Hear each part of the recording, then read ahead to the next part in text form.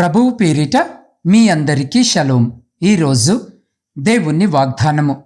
దేవుని యొద్దకు వచ్చువాడు ఆయన ఉన్నాడనియు తన్ను వెదుకు వారికి ఫలము దయచేయువాడనియు నమ్మవలెను. హెబ్రీలకు రాసిన పత్రిక 11వ అధ్యాయము 6వ వచనం. ప్రియ సహోదరి సహోదరులారా, ఈరోజు ఈ వాక్యము వినుచున్న మీరు మీ కుటుంబ జీవితములో గాని మీ చదువుల యందు గాని మీరు విజయాన్ని సాధించాలంటే మీరు దేవుని యందు స్థిరమైన విశ్వాసమును కలిగి జీవించాలి. అప్పుడు ఎటువంటి సమస్యలైనను సర్వసాధారణంగా జయించగలరు. ప్రియులారా, విశ్వాసము అంటే నిరీక్షింపబడి వాటి యొక్క నిజ స్వరూపమును అదృశ్యమైనవి యున్నవనుటకు రుజువు. విశ్వాసము 2 విజయాలకు సంబంధించింది. దేని కొరకైతే ఆశతో ఎదురు చూస్తున్నామో దాన్ని ఒక దినాన చూస్తాము అనే నమ్మకం. కంటికి కనిపించనిది ఒక దినాన ప్రత్యక్షమవుతుంది అనే నమ్మకం. ప్రియులారా, విశ్వాసం అంటే చీకటిలోనికి దూకడము కాదు, గాలిలో మేడలు కట్టడము కాదు. దేవుని వాక్కులోని బలమైన రుజువులపై అది నిలిచి ఉంది. నిజమైన విశ్వాసం దేవునిని గురించి మనుషులు చెప్పే ప్రతి మాటను నమ్మదు. దేవుడు వెల్లడించాడు అని మనుషులు అనుకునే ప్రతి దానిని స్వీకరించదు. పరిశుద్ధ గ్రంథములో వెల్లడి అయిన సత్యాన్నే అది నమ్ముతుంది. నమ్మిక విశ్వాసము ఒకటి కాదు. నమ్మడము కంటే విశ్వసించడం అనేది లోతైన అనుభవం. నమ్మిక అనేది విశ్వాసములోనికి నడిపించాలి. కాబట్టి ఈరోజు ఈ వాక్యము వినుచున్న మీరు క్లిష్టమైన పరిస్థితులలో ఉన్నారా? మీరు ఆర్థిక పరముగా కష్టాలను ఎదుర్కొనుచున్నారా? మీరు మీ భవిష్యత్తును గూర్చి చింతను కలిగి ఉన్నారా? అయితే బాధపడకండి. ఎందుకంటే దేవునిపై మాత్రమే మీ నమ్మకం ఉంచండి. ఆయన మీకు మంచి భవిష్యత్తును అనుగ్రహిస్తాడు. ప్రియులారా, ఈ లోకములో జీవించే ప్రతి ఒక్కరూ దేవుని యందు విశ్వాసము కలిగి ఉండాలి. ఆ విశ్వాసము మీ జీవితాన్ని ఉజ్జీవింపజేస్తుంది. అదే విధముగా ఎంతోమంది మనకు సహాయము చేస్తానంటారు, కానీ చివరకు వారు ఆ సమయమునందు మనకు సరి అయిన సహాయం అందించలేరు. కానీ మన ప్రభువైన యేసు క్రీస్తుపై నమ్మకం ఉంచినప్పుడు ఆయన మన నమ్మకత్వానికి నిశ్చయముగా జవాబును దయచేస్తాడు. మనము దేవునికి ఇష్టలుగా జీవించాలంటే నిశ్చయముగా మనము విశ్వాసము కలిగి జీవించాలి. ప్రియులారా, జార్జ్ క్రిస్టఫర్ అనే ఒక యవనస్తుడు, ఆయన కుటుంబము ఒక చిన్న గ్రామములో ఉండేవారు. వారు ఒక చిన్న వ్యాపారము చేసుకొని వారి కుటుంబాన్ని పోషించుకునేవారు. అది ఒక చిన్న గ్రామము కనుక వారి వ్యాపారములో ఎటువంటి అభివృద్ధి లాభము లేక ఆ కుటుంబము వారు అప్పులలో మునిగిపోయారు. వారికున్న పేదరికము మధ్యలో కూడా దేవుడు వారిని ఆశీర్వదిస్తాడని మరి వాగ్దానముల ద్వారా బలపరుస్తాడని దృఢముగా నమ్ముచు వారు దేవుని పరిచర్య కొరకు ప్రతి వారము వారు సంపాదించిన దాంట్లో నుంచి వారు వెళ్ళే మందిరములో కానుకను సమర్పించుకునేవారు. ప్రియులారా, నెమ్మదిగా దేవుడు వారి వ్యాపారాన్ని అభివృద్ధి చేయసాగాడు. అప్పుడు వారి ఆదాయములో 10వ భాగమును దేవుని పరిచర్యకు పంపించాలని ఆ కుటుంబమంతా నిర్ణయించుకున్నది. దేవుడు వారి విశ్వాసాన్ని కనపరిచి వారి వ్యాపారమును 10 అంతలుగా అభివృద్ధిపరిచాడు. ప్రియులారా, జార్జ్ క్రిస్టఫర్ దేవుని యందు విశ్వాసము కలిగి ఉండి ప్రభు ఆయన యొక్క విశ్వాసాన్ని ఘనపరిచి అతనిని 10 అంతలుగా అభివృద్ధి పొందినట్లు చేశాడు. దేవునికి మహిమ కలుగునుగాక. ప్రియులారా, ఈరోజు ఈ వాక్యము వినుచున్న మీరు మీ కుటుంబంలో సమస్యలను ఎదుర్కొనుచున్నారా? అప్పుల బాధతో సతమతమవుతున్నారా? లేదా చదువుటకు కష్టముగా ఉన్నదా? మీకు ఉద్యోగము లేదా? అయితే నిరుత్సాహపడకండి. ఎందుకంటే విశ్వాసముతో దేవుని అడగండి. అందుకే పరిశుద్ధ లేఖన భాగం ఏమని సెలవిచ్చినదో చూడండి. విశ్వాసము లేకుండా దేవునికి ఇష్టుడై ఉండుట అసాధ్యము.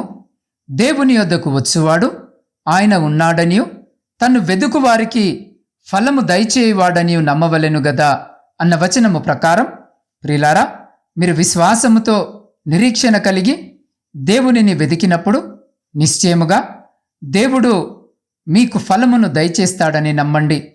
నన్ను బలపరచువాని అందే నేను సమస్తమును చేయగలను అన్న వచనము ప్రకారము మీ స్థిరమైన విశ్వాసముతో ఆయనను అడిగినప్పుడు ఆయన మీకు సమస్తాన్ని చేయగలడు.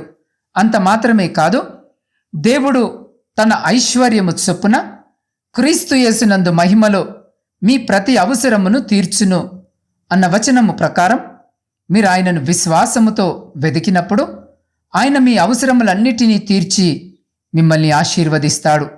ప్రియులారా, మన దేవుడు సర్వశక్తి గల ప్రభు. మీకు సంబంధించిన ఆయన యొక్క ఉద్దేశములను ఎవరు కూడా అడ్డగించలేరు. అందుకే బైబిల్ ఏమంటుందో చూడండి. నీవు సమస్త క్రియలను చేయగలవనియు నీవు ఉద్దేశించినది ఏదియు నిష్ఫలము కానేరదనియు నేనిప్పుడు తెలుసుకొంటిని అన్న వచనము ప్రకారం ప్రియులారా, ఈరోజు ఆయన మీ కొరకు ఏదైనా చేస్తాడు. ఆయన మిమ్మును ఆశీర్వదించాలని నిర్ణయించుకున్నట్లయితే ఏదీ కూడా ఆయనను అడ్డగించలేదు. కనుక గొప్ప నిరీక్షణ విశ్వాసముతో దేవునిని ఈరోజు అడగండి. ఆయన తప్పకుండా మీ కొరకు సమస్తమును సంపూర్ణముగా చేస్తాడు. ఆయన మిమ్మును అత్యధికముగా ఆశీర్వదించి మీ జీవితమును ఉన్నత స్థానమునకు హెచ్చిస్తాడు. మీ విశ్వాసము ద్వారా మీరు మీ జీవితములో తప్పక విజయమును సాధిస్తారు. కాబట్టి ప్రియ సహోదరి సహోదరులారా, ఈరోజు ఈ వాక్యము వినుచున్న మీరు కూడా చాలా పేద స్థితిలో ఉన్నారని, దరిద్రతలో కూరుకొని పోయారని దుఃఖపడుతున్నారేమో. ఈ వాక్యము వినుచున్న మీ పరిస్థితులు మరి భయంకరంగా మారిపోయినందువలన మీరు మీ జీవితాన్ని అంతమొందించుకోవాలని సిద్ధమవుతున్నారేమో. దయతో కృంగిపోకండి. ప్రియులారా, పై చెప్పబడిన సహోదరుని వలె మీ నమ్మకాన్ని దేవునిపై స్థిరముగా ఉంచి గొప్ప కార్యము జరుగుట కొరకు ఎదురు చూడండి. ఎందుకంటే మన దేవుడు సజీవుడై ఉన్నాడు. ఆయన తన బిడ్డలనెన్నటికీ విడువనని వాగ్దానము చేసి ఉన్నాడు. గనుకనే ఆయనపై ఆధారపడండి. దేవుని దీవెనలు మెండుగా పొందండి. దేవుడు మిమ్మును బహుగా వర్ధిల్లజేస్తాడు. యేసు క్రీస్తునందు మీరు విశ్వాసము కలిగి ఉన్నట్లయితే ప్రియ సహోదరి సహోదరుడా, ఈరోజు మీ జీవితంలో ఇంతవరకు ఎన్నడూ చూడని అద్భుతములను ఈరోజు మీరు పొందుకుంటారు.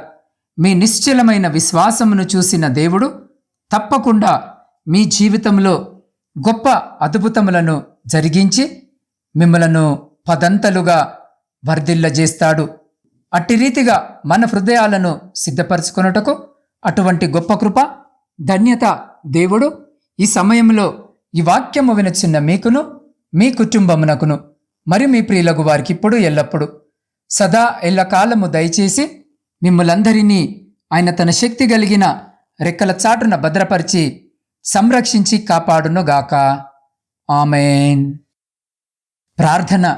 సకల ఆశీర్వాదాలకు కారణభూతుడవైన ప్రియ పరలోకమందున్న పరమతండ్రి, మీ గొప్ప నామానికి స్తుతులు స్తోత్రాలు వందనములను తెలియజేస్తున్నాం. దేవ, గడిచిన దినములన్నీ మమ్మలను మీ కృపలో భద్రపరిచి మరొక శ్రేష్టమైన నూతన దినమును మాకు బహుమానముగా దయచేసిన మీ గొప్ప నామాన్ని బట్టి మీకే కృతజ్ఞత వందనాలను తెలియజేస్తున్నాం. దేవా, మేము విశ్వాసము యొక్క గొప్పతనమును కనుగొని జయ జీవితమును జీవించే విధముగా మా కుటుంబాలు కూడా మీ యందు నిశ్చలమైన విశ్వాసము కలిగి జీవించినట్లు చేయమని వేడుకొనుచున్నాం. దేవా, మేము నీ యందు విశ్వాసముంచుటకు మా హృదయాన్ని బలపరచుము. అయ్యా, నీ యందు విశ్వాసముంచుట ద్వారా ఈరోజే మా జీవితంలో గొప్ప అద్భుతాలను జరిగించుము. అయ్యా, మాలో విశ్వాసాన్ని అభివృద్ధి చెందినట్లు మా వ్యాధులను మా సమస్యలను తీర్చగలవనియు స్వస్థపరచదవనియు మా పట్ల అద్భుతము చేస్తావనియు మేము నమ్ముచున్నాం. దేవ, నీ అద్భుతాలు కాదు, నిన్నే మేము నమ్ముకొని మా జీవితాన్ని నీకు సమర్పించుకొనుటకు మాలో ప్రతి బిడ్డకు సహాయము చేయమని వేడుకొనుచున్నాం. దేవా, మేము కూడా అటువంటి జీవితమును జీవించుటకు కావలసిన కృపను మాకు అనుగ్రహించుమని వేడుకొనుచున్నాం. దేవా, మేము విశ్వాసమునందు తొలగిపోకుండా ఎల్లప్పుడూ నిన్ను హత్తుకొని జీవించినట్లు మాకు నీ కృపను దయచేసి మా పట్ల అద్భుతములు జరిగించి మేము నీకు సాక్షులుగా జీవించినట్లు సహాయము చేయమని నీ పాద సన్నిధిలో వేడుకొనుచున్నాం. దేవా, ఈ సమయంలో శారీరక మానసిక బలహీనతలతో బాధపడుతున్న ప్రతి బిడ్డ కొరకు ప్రార్థిస్తున్నాం. బిడ్డలందరినీ జ్ఞాపకము చేసుకుని మీ పరిశుద్ధమైన హస్తముతో తాకి సంపూర్ణ స్వస్థతను బిడ్డలకు దయచేయమని వేడుకొనుచున్నాం. దేవా, ఈ సమయంలో ఎంతమంది బిడ్డలైతే ఈ ప్రార్థనలో ఏకీభవిస్తున్నారో అయా ప్రతి బిడ్డను మీ హస్తాలకు అప్పచెప్తా ఉన్నాం.